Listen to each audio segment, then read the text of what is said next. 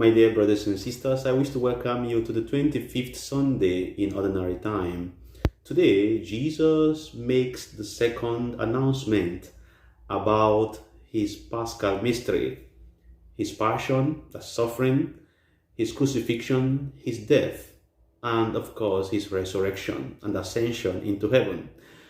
He was talking about this with all the emotions, he was talking about this with all the tension. Unfortunately, his disciples and apostles were not listening to him. Remember, the first time he announced this, Peter rebuked him, and Jesus strongly rebuked Peter and even referred to him as Satan, said, "Satan, get behind me."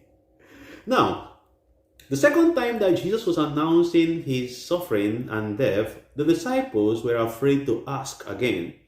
But their fear is not the issue here. The issue here is that they were involved in a kind of insensitivity, self-gratification, and what do you call this? Like, they were not interested really in the situation. So they were not very sensitive. They were more ambitious because on the way, instead of, talking about that the fact that their master will be taken away from them, they were busy discussing who was the greatest among them all. Which means that at this moment, they did not really understand the kind of Messiah that Jesus was. They were thinking again that he was a political Messiah in such a way that, when he dies, they will occupy the 12 cities. They will occupy the important places. The question here is, who will be in charge of Jerusalem? Who will be in charge of the cities? Who will be in charge of the provinces? So they were thinking, they were so selfish. They were not sensitive to the fact that this man is talking about his exit. This is just what happens in so many families, unfortunately, that when your grandparents or your parents receive the pension, they have a lot of money. The children begin to think, when will this old woman die? When will this old man die? This is unfortunate. We should spend more time in taking care of our elderly parents and elderly grandparents than thinking, when will they die, so that we can inherit. So we can inherit whatever they had left behind. So, dear brothers and sisters, Jesus basically corrected their ambition. Jesus did not say that their ambition is wrong. It's not wrong to be ambitious, but Jesus gives us the way to achieve our ambition. And that way is through service. Jesus teaches us today that the way to greatness is service. And what does service mean? Service simply means using what we have to make the life of the people around us better. The question that comes to my mind today is, we have different social and religious institutions in the church, in our families, in our barangay, our countries, the society, in the school. Who do you think is the greatest? Is it the principal, for instance, in school, the principal or the teachers? Or the students, or those who clean the school? Who do you think is more or the greatest in the family? The father, who is a dictator, or the mother, or the children, or the maids? In the barangay, who do you think is the greatest? The barangay captain? In the municipality, the mayor, the president? Who do you think is the greatest? In the church, who is the greatest? The pope? The bishops, the archbishops, the cardinals, the priests, the catechists, or the lay faithful? Who is the greatest? The greatest person in all these I've mentioned, all these social religious institutions I've mentioned, the greatest is the one who serves other people.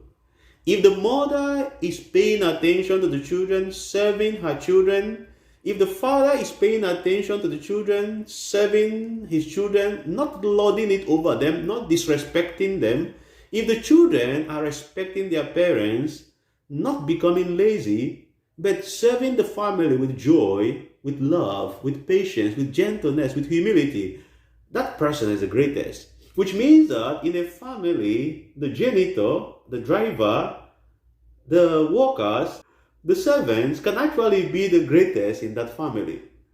What makes us great is our ability to serve other people with love, with joy, with kindness. So, dear brothers and sisters, it is not about what we possess, it is about how we use them to touch the lives of other people. Look at what Jesus did today. He did not just teach us, but he showed us by example. He put a child in the center, not by the side, but by the center.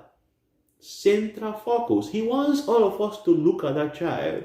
And that child is a symbol of those who are neglected, those who are abandoned, the poor, the anawims, those who are marginalized.